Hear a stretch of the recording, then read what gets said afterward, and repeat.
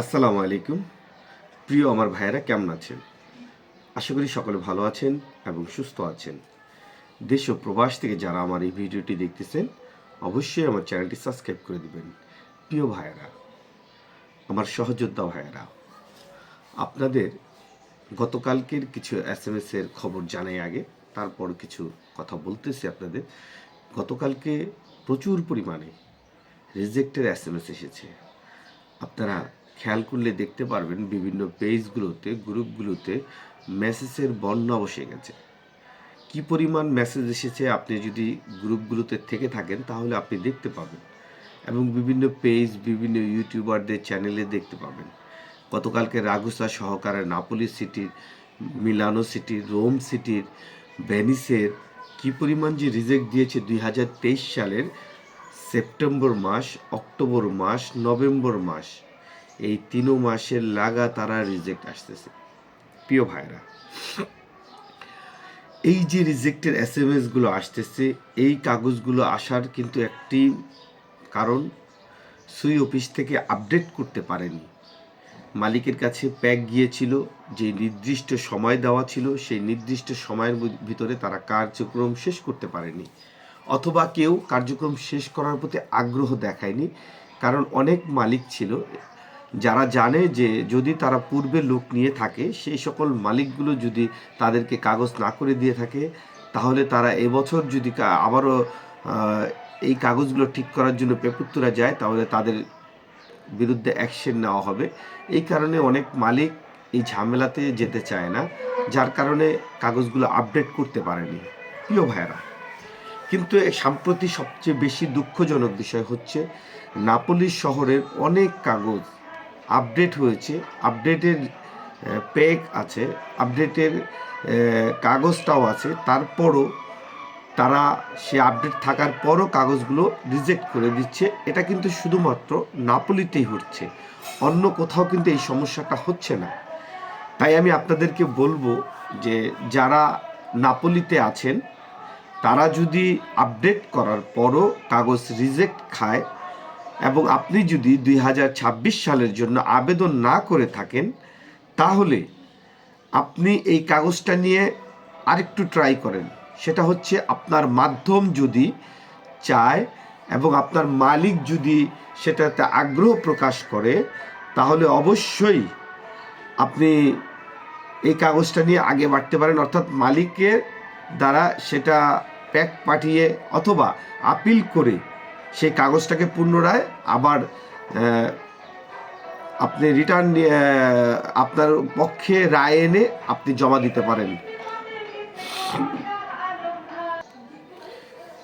প্রিয় ভাইয়েরা, আরও একটি বিষয় আপনাদের বলে রাখি, যারা অর্থাৎ 2026 সালে যেহেতু সময় একেবারে কম, আর মাত্র 14 দিন পরে কিন্তু আরেকটি ক্লিক ডে আছে, আবার 16-17 দিন পর আরেকটি আছে, আবার 20-22 দিন পর আরেকটি আছে। আপনারা জানেন যে ফেব্রুয়ারি মাসে 3টি ক্লিক ডে আছে। আপনাদের উদ্দেশ্যে বলতেছি, আপনারা অনেকে বলেন যে এই বিষয়টা নিয়ে কিছু বলার জন্য। আপনাদের যাদের আবেদন হয়েছে 2026 সালের জন্য, আপনাদের যাদের আবেদন হয়েছে 2026 সালের জন্য ক্লিক ডেতে অংশগ্রহণ আপনারা করবেন। অবশ্যই মনে রাখবেন, আপনাদের মালিক যদি সঠিক থাকে, আপনাদের কাগজ সব কিছু যদি জেনুইনভাবে যদি জমা দিয়ে থাকে, যদি আপনার সাথে কোনোভাবে প্রতারণা না করে, তাহলে আপনি 50-50 চান্সে চলে গেছেন। এর কারণ হচ্ছে যারা আবেদন অর্থাৎ ক্লিক ডেতে অংশগ্রহণ করতে পারবে, তাদের যারা রিয়েলি জমা দিবে, তারা কিন্তু অলরেডি তাদের কাগজগুলো যাচাই বাছাই করার পরে কিন্তু তারা জমা দেওয়ার জন্য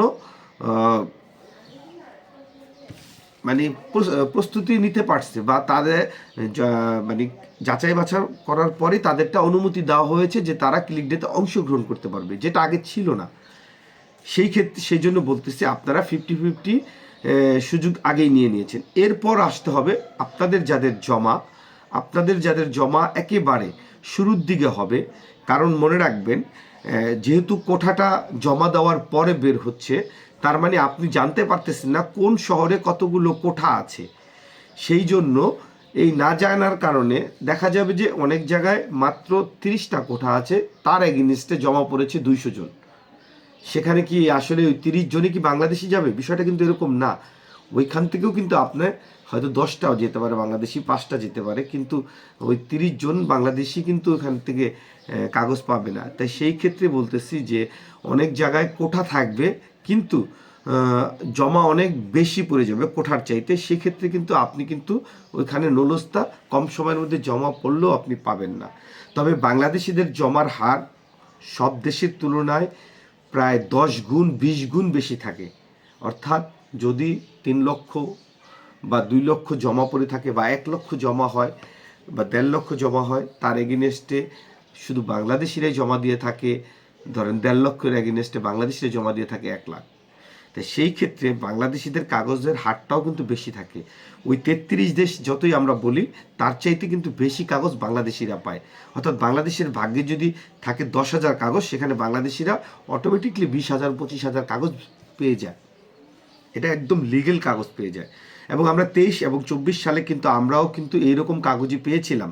শুধুমাত্র দালালদের মিথ্যাচারণায় কিছু এজেন্সি এই ব্যবসার ভিতরে ঢুকে যাওয়ার কারণে কিন্তু তারা প্রচুর পরিমাণে ফেক নুলস্তা বানিয়ে দেখতে পারছে যে জমা দিতে দেওয়া যাচ্ছে, এই জন্য তারা জমা দিয়ে দিয়েছে।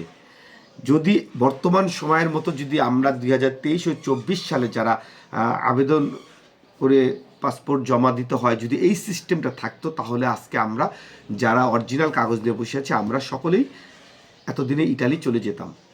আসলে এটা আমাদের দুর্ভাগ্য, এই জন্য হয়তোবা আমরা পারিনি।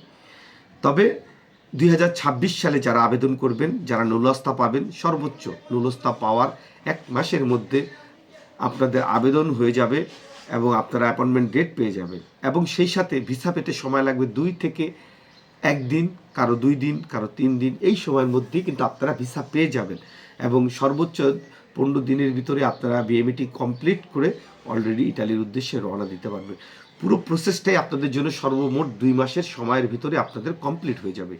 প্রিয় ভাইরা, তাই আমি আপনাদেরকে বলবো, যারা 26-এ আবেদন করবেন, আপনারা আল্লাহর কাছে দোয়া করেন যাতে আপনাদের কোঠাটা সেই অঞ্চলে বেশি থাকে এবং আপনার জমাটা জানি শুরুর দিকে হয় ইনশাআল্লাহ, তাহলে আপনারা অনেকটা নিশ্চিত থাকবেন।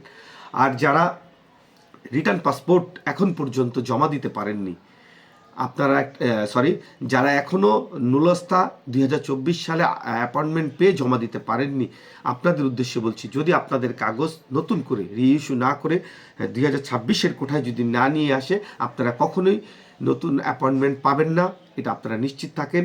এবং আপনাদের পিছে যে কাগজগুলো সেগুলো বাতিল হয়ে যাবে, এটা আপনারা 100% নিশ্চিত থাকেন। আপনারা আর কখনোই ওই কাগজে অ্যাপয়েন্টমেন্ট ডেট পাবেন না যদি আপনাদের রিইস্যু না হয়। তাই আমি আপনাদের বলবো, আপনারা যদি পারেন আপনাদের মাধ্যমের দ্বারা মালিককে দিয়ে রিইস্যু করে আপনারা অ্যাপয়েন্টমেন্ট নেন, না হলে কখনোই আর অ্যাপয়েন্টমেন্ট ডেট পাবেন না, আপনারা কখনোই পাবেন না। ভাই, আমার কথাটা আপনাদের কাছে খারাপ লাগতে পারে, কিন্তু এটাই বাস্তবতা।